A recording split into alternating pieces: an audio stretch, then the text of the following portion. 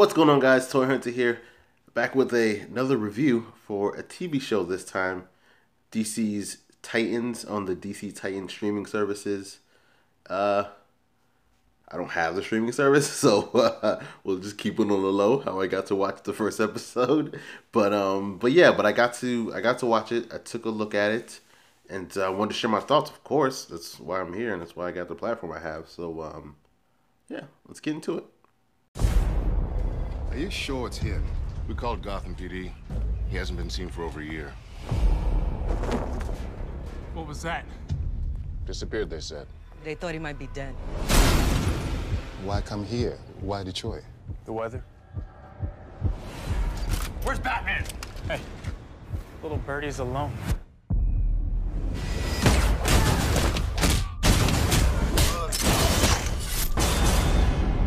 Let's just hope the hell he's passing through. So, general thoughts on Titans. It's a show. Yeah, it's, how do I word it? It's, from what I can tell from the first episode, it's definitely they definitely took the Marvel Netflix formula and applied it to Titans. That's for sure. Making it darker, making it a little grittier. My only issue with that is the characters that Marvel decided to use that Netflix formula with lend themselves to that darkness and to that grittiness. And even to the ones that aren't all the way there, like you still get the lightness in Iron Fist. RMP to Iron Fist Season 3, right? And you still get, you know, the lightness and different vibe with the Luke Cage. And obviously you get the darkness with the Daredevil and the psychological darkness with the Jessica Jones. So those tend to lend towards it, whereas Titans traditionally within the comic books isn't that dark. Are there dark stories? Judas Contract, obviously, you know, you've got your classic stories that can get dark, but they're not traditionally dark stories. But again, it's a take they took towards the property, and I'm not mad at it. You know, I'm never mad at a company taking a different take on a show, on a bold take on something. You know, take a chance. It may work, it may not work. You know what I mean? And in this instance, for the first episode, I think it kind of works. It kind of works, right? So for this review, I'm just going to kind of focus on the characters for the most part, right? So we're getting introduced to Dick Grayson, Starfire, Raven, and Beastboy, what I'd call like a cameo of Beastboy. But first person we get introduced to is Raven. Wasn't really feeling it, but again, I'm sitting here critiquing. I don't actually know what you do with Raven live action wise to make it work, especially in this realized, grounded, gritty, dark of a show, because her powers lend so much more to the supernatural, and for it to be, you know, on the streets of Detroit, it's a little, you know, it clashes a bit for me at the very least. And just a personal thing for me on the beginning of her kind of story, because since she's the first one we get introduced to, I'm never a fan of the, you know, high school kid because they're weird, we just treat them like shit. It's a trope within movies and TV shows, and I get it. It's just always annoyed me. Like, as soon as it happened, my eyes rolled so far in the back of my head. I was like, you gotta be shitting me right now. But so that's a personal thing on my end. It may work for other people. And again, and it's a trope for a reason, because it's been used and done so many times over and over. And that's not just this show. Again, over across any show and any movie and any medium, when you do the tropey, you know, you're the weird kid, so we're just gonna treat you like shit and bully you. It's just always come off as corny to me. So with my apprehensions towards the character already, you know, being realized live action, and then you add that high school trope in there, I almost would have preferred if they just didn't show us her in high school, just because she's a teen. We got to see her in high school. Like, that, none of that really matters. We didn't need to see any of that. But they went with that choice and they did it. So they're definitely going with a different take on her powers. Again, I don't know what you do with Raven live action wise in this setting that they placed it in. They seemingly know what they want to do and how they want to go forward with it. So, all power to them, and we'll see how it plays out through the rest of the season. But again, for the first episode, I wasn't really feeling it. They definitely went a more exorcist kind of route with her powers and with her abilities, which is cool, which plays better, obviously, because we've seen it before. So it's like, what can we play on that's been out before that people can kind of relate and recognize, quickly, than obviously coming directly from pulling from the comic books, which there is a bit of that in her character throughout the comic books. They just seem to fully make it, her character within this show, at least by the first episode. So that's Raven. Then we get to see Dick Grayson, which I think was one of the better portions of the show. I'm a diehard Robin fan, so that's really my angle into this series. Is you're putting Robin in a show, I'm gonna watch it. So, because for the most part, we haven't had much of Robin, especially live action in the movies. If you want to count Chris O'Donnell, and if you want to count Joseph Gordon-Levitt in The Dark Knight Rises, which he was like an amalgamation of every Robin ever created into one person, and they literally just named him Robin. That's another story for another day. So we haven't had much. So to see a take on him live action was really good. The fuck Batman line is still corny. It still comes off corny. It's just not a Dick Grayson thing for him to say or do. It's more of a Jason Todd. Hell, I can even see Damian doing that before I can see Dick doing that. So, I mean, that is what it is. They switched it up. Obviously, in the trailer that everyone saw on San Diego Comic-Con, it was out of context, so it wasn't truly in that order where you saw it. As far as his response to say "fuck Batman," but I did like the fight styles that he portrayed. I thought that looked good. That was really well realized. I liked the suit. I liked it since they first announced it and presented it. That was one of the first things. It was that suit, and it was the Hawk and Dove suits that they showed everyone, and it looks good. The suit looks good. He looks good in the suit. Brendan Thwaites is the actor. He seems to be portraying it pretty well. I like the detective angle, even though he's probably a little young to be a detective, but whatever. I like the detective angle. In the comics, traditionally, he was a beat cop, which I don't know why they wouldn't have gone that route. But to give him the upgrade and make him detective, hey, whatever the show wants to do is what the show wants to do. I'm just here to watch and enjoy it. But Robin, for the most part, I thought was really well. They showed us his origin and flashbacks through the conduit of Raven, actually. So that was a pretty cool connection that way for when those characters eventually ended up meeting in this episode. But Robin so far was one of my better things that I took to and grasped to. And obviously that's largely because I'm biased and I'm just a huge Robin fan. Regardless who the Robin is, I will, if it's Robin is in the show, whether it's Dick, whether it's Jason, whether it's Damian, I will watch it. Whether it's Tim Drake, which is my favorite Robin. And we're getting Jason Todd within this show, so I'm super excited about that.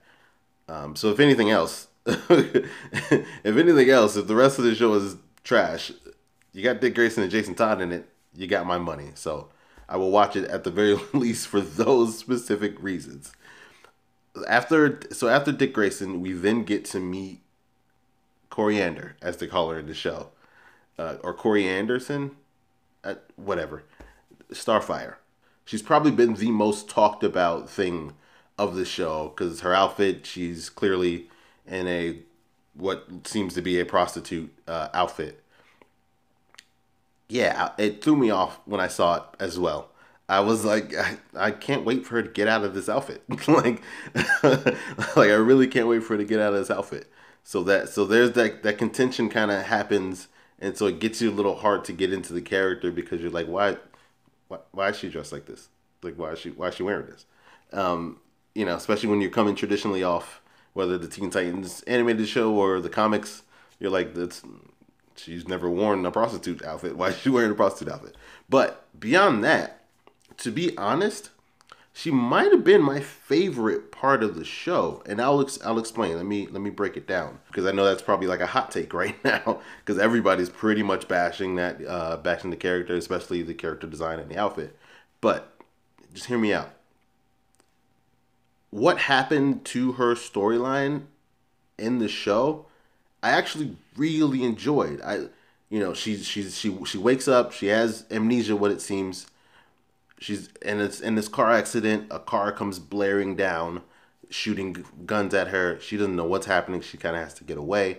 She's then on this mission now to figure out what the hell's happened. How the hell did I get here? She ends up getting to this hotel. She ends up figuring out a bit of her abilities. At the very least, so far in the show, that she has superior strength, and that looked cool. So having her kind of go through those moments, trying to figure out what's happening, trying to almost investigate on herself because she has amnesia. What happened? How did I get here? Who am I looking for? Why am I looking for? Why are these people looking for me? Who am I even? I really like that. Now, when you pair that with the fact that you have the prior knowledge, and I guess that's the fault of the comic book fan, is we're going in with that prior knowledge, so we're already predetermined of what we think the character should be. So when we get something that's not what we think it should be, it turns us off. So with going in with that information prior to knowing, I was like, yeah, this isn't Starfire. At least the Starfire I know from any other medium that we've seen her in. This ain't her. But taken away from her being Starfire, I liked that character. She's probably my favorite character, or not. I wouldn't say favorite because obviously I'm biased towards Robin, but the one I'm more intrigued in to see what happens with her story. And even later on, we finally get to see some of the powers manifest.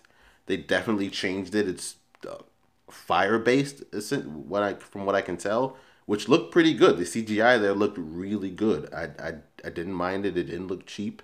It looked really good for not. I wouldn't even say it looked really good for TV. It just genuinely looked good. So again, I think the biggest beef is, as a comic book fan, we're going in expecting it to be the Starfire we know and love, and it's not. So I get the beef with it. And then obviously it's just, doubled down with the prostitute outfit. You're just like, what is going on? How the hell is this Starfire, right? Totally understandable. But if you can get past that, her story was the most intriguing within the show.